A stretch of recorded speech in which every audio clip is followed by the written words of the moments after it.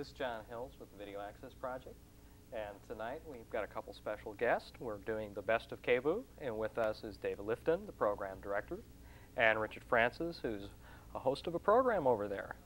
And this will be a call-in show, and David's going to tell us a little bit about what's happening with Kboo. Okay. I'll also tell people that if you'd like to call us, the phone number here is 285-5507. So jot that down, 285-5507, and when you have questions about Kboo radio, just give us a call. Now, I saw on the lead that said the best of Kboo. The best of Kboo. We'll hope to make this the best of Kboo. Richard must be the best of Kboo. Well, I don't know about that. one of. One of the many. Maybe you just tell people what your program is. Oh, I do a show on Thursday nights, which is called A Different Nature, and I don't like to use the term experimental music, electronic and new music. It's a pretty wide-ranging show, and a lot of ethnic music on it as well lately. So it's music from all over the world, usually trying to break through into new forms of expression. And then you've been having this series, U.S. Year, for the last few weeks. Yeah, also. that's something that we just started, what, 2 weeks ago. Yeah, it was the third one last night. And it's a survey. It's a series that's produced by David Moss. And it's a survey of all sorts of musical happenings that are going on all over the country, with occasional bits from Europe. I see. Right now, that's pretty timely. I think on the classical charts, #2 is, it's kind of like a switched-on box, somebody who does electronic music. Well, we like to think that quite a bit of the stuff that Richard runs on his show and other programs on Kboo is quite unique to our station, that other stations are not going to be playing very much of it. And I think that's usually the case with a different nature, and often the case with other things that we have on the station. Well, that's part of your charter now, isn't it? It is part of our charter. In fact, I brought down this evening a few copies of our Kboo program guide. Looks like this. Very nice. And if you want any, there's about 100 of them sitting out at our front door. I brought quite a few with me, or you can pick them up at some of your favorite record stores, or certainly you can come down to the Kboo studios and pick those up. And our address is 20 Southeast 8th. That's just between Burnside and Ankeny on Southeast 8th. Come on down, a little plug for Kboo here. But our charter specifically states that we'll be a model of programming filling needs that other media do not. Much the way cable access allows individuals from out of the community to come and get their message heard on the television that might be missed by other so-called corporate or commercial media. Kboo serves that purpose on the radio end. I think probably a major difference between us and PCA is that we are absolutely independent, owned by a nonprofit foundation, community foundation, and have essentially the ultimate say over what goes on in the Unfortunately, at PCA, we have our hand out to Rogers or to someone else or the city most of the time, and they don't always fill it. Our main hand goes out to the listeners. And Kboo went on the air with the supposition that there were things that people otherwise were not getting on the radio, and they would be willing to subscribe to a radio station that would pay them, would play those things for them. And one of the things I know you do is you ask your listeners for the kinds of things that they're interested in hearing. And the latest program guide, you have a question for your listeners. Sure do. In our last program guide, we posed a question to our subscribers who get this in the mail, and any listener that happens to pick one up. And I'll take a moment to read this. And if you have thoughts on this, remember our number, 285-5507. Kboo's goal has never been to gather the most listeners, but at age 18, it's a good point to ask how many listeners we should have, how much listener support we should expect from them, and what our long-term goals ought to be. For example, should Kboo be growing? What is growth for a community radio station? Do we seek out more universal audiences and address programming to them? Should we seek out to increase our listenership? How would we do that? Would more listeners mean that we're better fulfilling our programming charter? A key goal of Kboo when it was established was to provide access to the airwaves for disenfranchised groups. Kboo's schedule is full of programs for small audiences to fill this mandate. But in the last 4 years, community access television has come to Portland, and groups which in the past have come to Kboo instead go to TV. At least one Kboo program host is moving a program from radio to television. Does the addition of public access TV mean Kboo should refocus or adapt its public access goals? Does the fact that cable access is only there for viewers who pay to the cable service mean we should still offer access? Unlike cable, which really goes out to only people who subscribe to it, the radio station anyone can pick up. Although we would hope that listeners would subscribe, it's free to anyone who's got a radio. They can just go to 90.7 and there we are. Our programming charter says that we will fill needs other media do not. What do we do when other stations duplicate forms of popular formats that we have pioneered? Do we compete and try to hold audiences like with classical and jazz? Or do we drop the programming now being provided elsewhere? Finally, who makes these decisions? The programming committee with volunteers and the board of directors? Can 160 people coherently make programming decisions? Is Kboo for the listeners or for the programmers? Are the interests of individual programmers or even programming segments different from overall interests of community radio? These are questions we must look at Kboo as Kboo moves forward. Kboo, like other public radio, has been losing listeners for the past few years. Unfortunate but true statistic for public radio nationwide. 5 years ago, when we had our highest listenership, we were the only station providing public access and jazz, and one of two providing classical music. Today we face strong competition for those audiences. We haven't been sitting still. Within the last few years, Kboo has added more programming for Portland's Black and Hispanic communities, along with weekly shows geared towards seniors, gays, children, and the disabled. But classical and jazz are still our largest blocks of programming. Over the next few months, we'll be addressing these questions. We'll be looking at our pledge drive, our programming charter, and what other community radio stations are doing, and letters from listeners to solve these riddles and improve our programs. What do you think Kboo should do? Are these the right questions for us to try and answer? And we've gotten some nice letters back from listeners, and a few of them have sent us back a little survey that we also have here in the guide with responses as to what their favorite shows are, what they think we ought to add, subtract from, that sort of thing. It was a very literate question. After I read it the first time, I went, what else is there that you can ask about what Kboo does? Well, we hope to involve the listenership and the subscriber base in answering these questions, that's the basis of a community radio station. It's owned by, as I said, a nonprofit foundation. Everyone who subscribes or volunteers at the radio station is a member of that foundation, has the right to vote when a board of directors elections come around, can in fact run for the board, and Richard here was a member of the board for, what, 3 years? Yes. You care to speak about being on the board? Being on the board? It's a heavy task. The board has been trying to stay out. Well, we're trying to address the programming, though. I think the board was trying to stay out of making programming decisions and leaving that to the staff, at least the program director, to do. The one thing I was involved with when I was on the board was an ad hoc restructuring committee to try and free up the program director's job so that the program director could actually function. We had reached a point at the station for a while there where we were pretty locked up, and it was very difficult to make any kind of programming changes. The program director at the time and the committee that were involved would spend months doing work, and then nothing would happen. It would all get locked up and blocked, and it was very difficult to make any kind of changes at all. So I was involved on the board at one time in trying to free that up, and I don't know how successful we were. We'll find out. We'll find out. Stay tuned next week. Right. Well, part of being a community station is we do have representatives from so many different community groups working down at Kboo, and so it gets to be somewhat of a politically charged atmosphere, that people are, in a sense, competing for airtime, competing for hours. That's the one difference with TV. We have so many channels. Right, you have, what, never 5 different access channels. Right. And lots of time. We have one channel. And 24 hours. And that's it. And that's it. So we do have changes coming, though, for the summer. We do have some changes that we're looking at for this summer. We've been getting an overwhelming letter campaign and whatever to increase our alternative and new rock programming.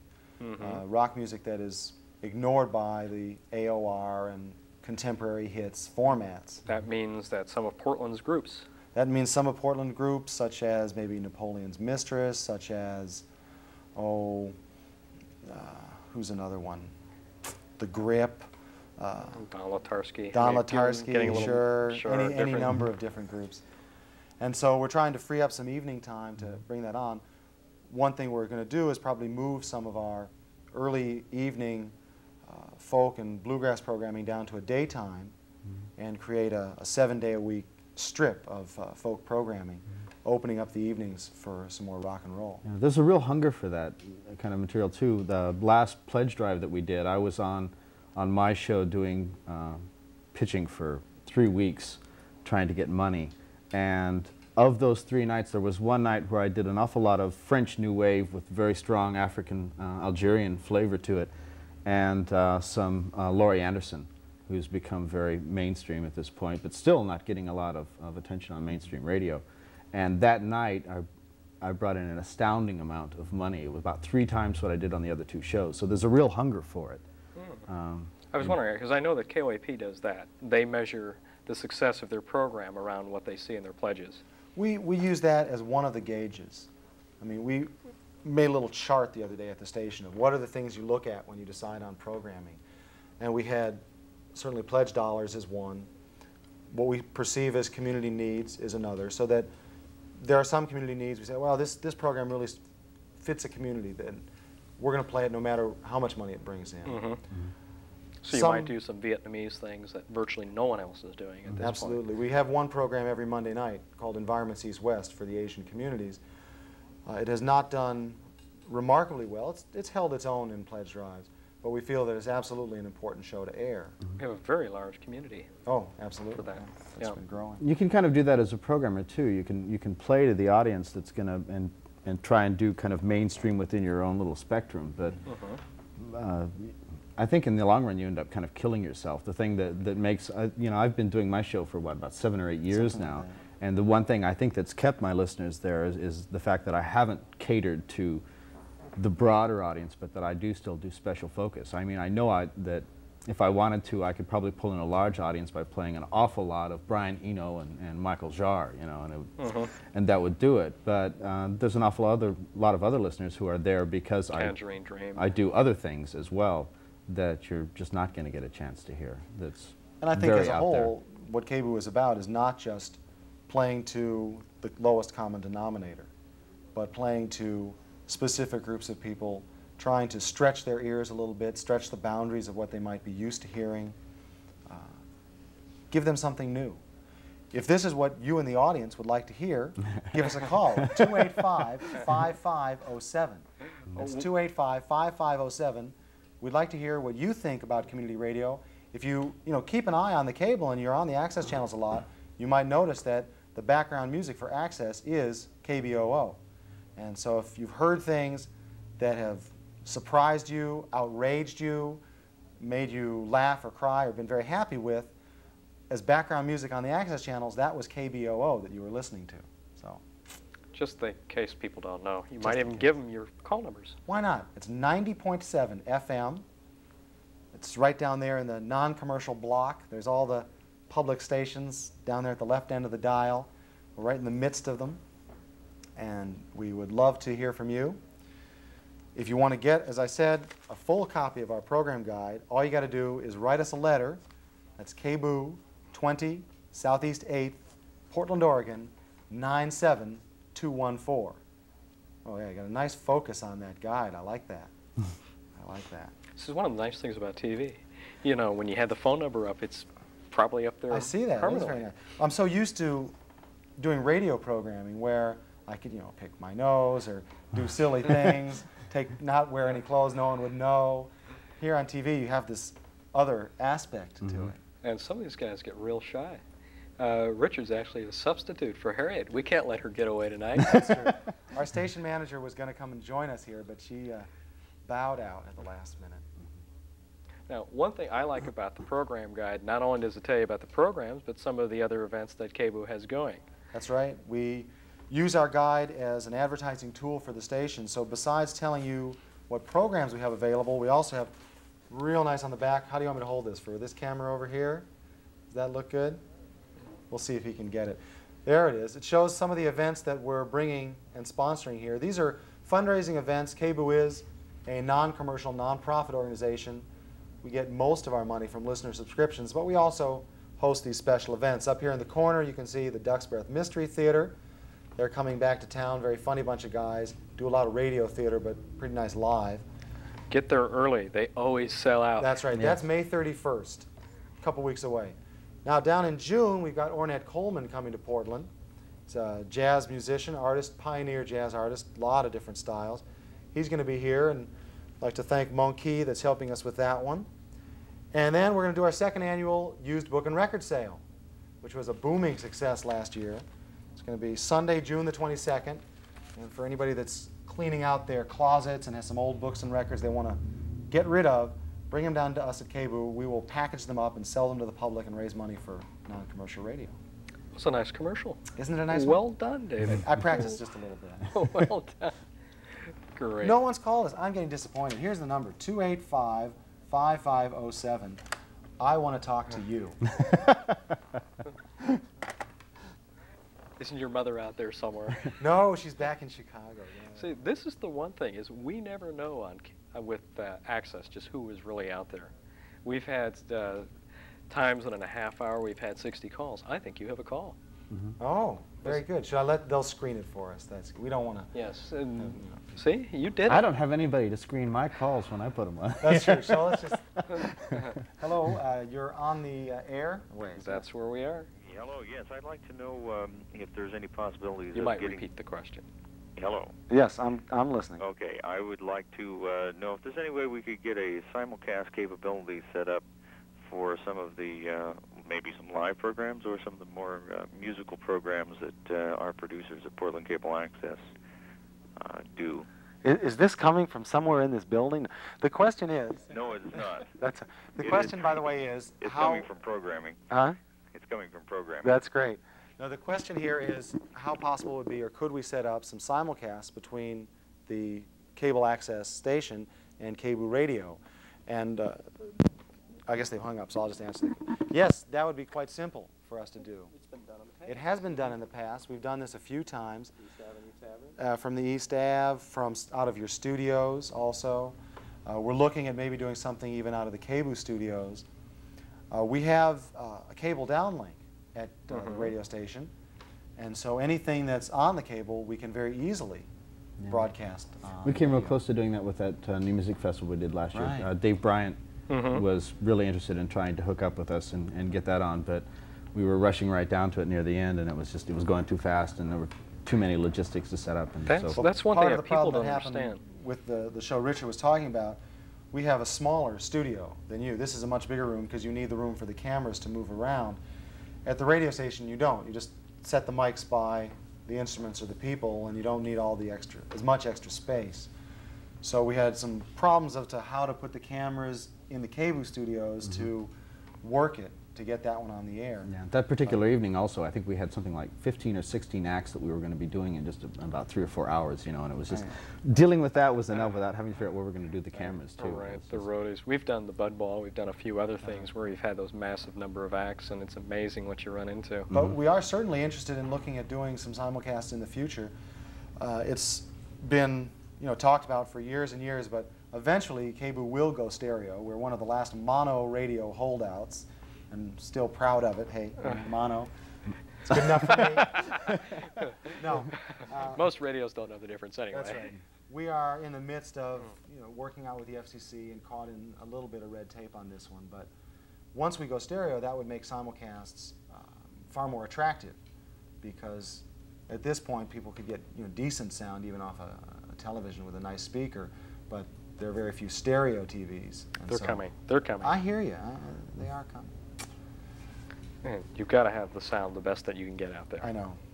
So we hope to do that kind of thing. I think it's those types of innovative shows that over the years Kboo has been known for and that we're very proud of. In fact, just this past week, we decided to preempt our regular programming to broadcast the inquest or the hearings into the Harringtons and the troubles that they've been having. And this was a decision made by the programming staff, the news department, and myself. Said, hey, this is big news. People of Portland are concerned. They're wondering what's going on here. They want to be able to hear it. So we said, sure, let's do it. And we got a lot of phone calls. People were very appreciative of the fact that we ran it. And you guys did too. It was on cable access. But you had a difference. You could be heard in the squad cars. That's true. And we did in fact have a number of people who called us that were listening from cars out and about or at their office, and who weren't by a television set. And that's, I think, one of the beauties of radio is you can take it along with you so easily, portable radio, car radio. And that was exciting. We did that last year also with the Lloyd Stevenson hearings.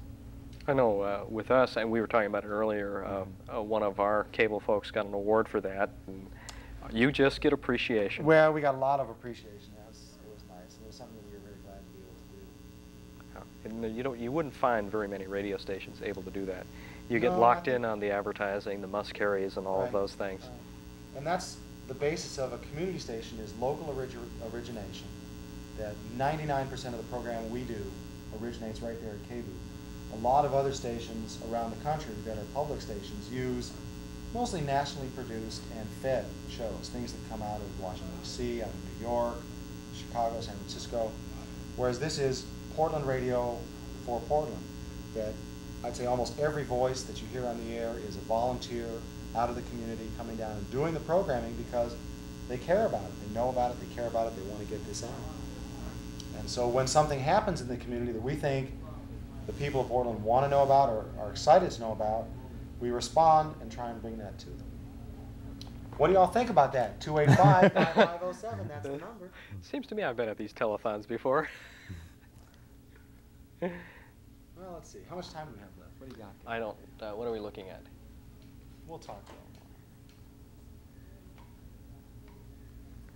them. Okay. What kind of things do you see happening in your show, Richard, coming up? What kind of new things can we look forward? Yeah. I'm really dependent on the material that comes through. I noticed that Barbara and I have both been taking a much stronger interest lately in trying to bring in a lot more local musicians. One of the things that was nice was that festival we did last fall, and that went over so extremely well, and we were so happy with it that I think we're both kind of tending to want to focus on that a little bit more. It was a focus I had much more when my show first started, and then I kind of got away from it. I started paying more attention to the music that was happening in Europe. But there's some extremely good musicians and groups going on here in town, good composers, very high caliber material that's coming here out of Portland, so, you know, why not? I think you find that focus on a lot of our programs, that from time to time a Portland band will so-called make it big and go national. Quarter Flash, New Shoes now, and that's great. I'm real glad to hear it, but in the new music and experimental music area, in folk music, there's a lot of Portland talent, not just in any one genre, and that's something I think we work at. Yeah, it seems to me, maybe I've been noticing it seems like groups like Group du Jour and Dada, you have a number of people that are crossing over the music coming from all kinds of genres. And it's interesting what the mix is turning out to be. Some of it's quite interesting. But there's some very high caliber composers here too, where you'd get more into the academic world. For instance, Robert Coburn is a local composer here who I'm nuts about, and does beautiful music, incredibly beautiful music. He just recently did well, people might know him from the concert that he did down at the Pioneer Courthouse Square last year. He did a really beautiful piece that was commissioned for the square that happened right about the time of Earthquake. It was a beautiful piece. They're going to do that again this year. Yeah, that was something the competition that was real is just starting exciting. up for that again. Yeah, that's where all a variety of composers were asked to submit works, and I don't know quite recall what they got out of it. Well, I think what they got was the public presentation, public performance of one of their compositions, and they did, I believe, get financial assistance to do that, to hire musicians, to go into rehearsal. You know, and I think for someone working mostly on composition, to be able to get that, a group of musicians that they can actually pay to rehearse and perform their pieces. That's extraordinary. Yes, it really is. And Portland does all that for its local musicians. That's marvelous. And so I would urge you, if you're out there listening to us, to check out Kboo Radio on the dial. We're 90.7 FM, and we're also the background for most of your public access channels. When you see the words and the character generation going across the screen, you're listening to Kboo there in the background. If you like what you hear, or if you don't like what you hear, call us up down at Kboo. That's how we grow and get better, is by hearing from you. And if you don't like what you hear and you feel that you're missing something, I think that's the other thing that's really significant about Kboo. That's why I went in just as a programmer and suddenly fell in love with it, and I was on the programming committee and the board and all the rest, is that you've got access to it as a member of the community. You have to come in and you have to work, but if you do it, you can change things, you can affect it. and that's marvelous. So you're wide open for new people to come on down. Yeah, definitely. Absolutely. And it's an astounding thing. It's one of the beauties of Kboo is that it enables disenfranchised members of the community to find bits of themselves on the air and get a little bit better sense of self-worth. And you know, it also, like, it enables me as a programmer to find more of my own people out there as well to connect with. People out there introduce me to things, and then we can keep sharing it. It's very much it's a real wonderful feeling of sharing when you're on the air there. Now that I've found it, you know, it's wonderful. It's really nice. So that you're willing, I think, and that's the way it is with a lot of the other programmers down there. You're willing to put in an awful lot of time and just forget about the money. And it is the beauty. There's a lot of growth in being a volunteer there and doing your programming. You get the feedback from the listeners. They call up, they suggest things that you might fit your show and you haven't heard before, and that's always fun to learn about new things that way. And of course, like PCA, we provide training in audio techniques and equipment, so that many people have gone from Kboo to produce documentaries that have been heard in other cities and around the country. So it's I think a real opportunity for people to learn something and at the same time put a lot back into the community through the work they put onto the radio. One of the things I know when I came out here from the East, one of the first reactions I had is that Portland didn't have much of a sense of different communities. It seemed like we were pretty much homogeneous across the board, and then it's when you start listening to something like Kboo, you find out just how diversified this community is, and that's exciting. Yeah, I think is what we try and reflect at Kboo is that there is a diversity in Portland, and we want to bring them in, give them an opportunity to have their voice, and have the voice that a lot of people can hear, that doesn't just go out to their little community through a small newsletter, but is broadcast citywide. In fact, region-wide. We're heard up in Vancouver, Washington. We're heard out in Washougal, down in Salem. Up and down the coast. Up and down the coast. I remember one afternoon getting a phone call from a gentleman out in Florence. Right. Yeah. That's exciting. Mm-hmm. How are you listening to us? Yes. What did you think of electronic music? Oh, is He that what was you had on? ecstatic. Yeah. He was listening to it. He just managed. I don't even remember. I think I did ask him how I get it, but I don't remember now. That was quite a few years ago. But I remember he was quite ecstatic. He'd never heard. You know, that was why he called up long distance. I've never heard anything like this before in my life. It's astounding. It was nice to get a phone call like that. Yeah, that's when things like that happen. It makes it special, and it makes it all sort of worthwhile. When you can touch some one person at least and get them to respond like that. You can even get an last night I got an interesting delayed reaction. I had somebody call up about a show that he had heard 4 years ago. It was a John Cage piece, right? 4 years. Yeah, it was You just remember itching that? at him. Yeah. What gets me is the people who call up and say, God, I heard this song about 4 months ago, and I really want to know what it was. Like, oh. Yeah, no playlist, Yes. you know, individual programmers. Mm-hmm. How I do you think do it's that? about time for us to say goodbye. I think so. A pleasure to have you Thank here, you very much for bringing us out. and we'll have to do it again. Okay. And next time we'll bring more different people from the station. We'll I'd talk. Tie Harriet up and drag her down. Yeah. here. I will. I would like to see more of the faces behind the voices. Mhm. Let's see what's really going on. Like, you're a bit of a surprise. You're not exactly what I would have expected. What do you think? Yellow hair, pink nose, stripes? At least electrically charged. Electrically charged. Remember, folks, this is the station.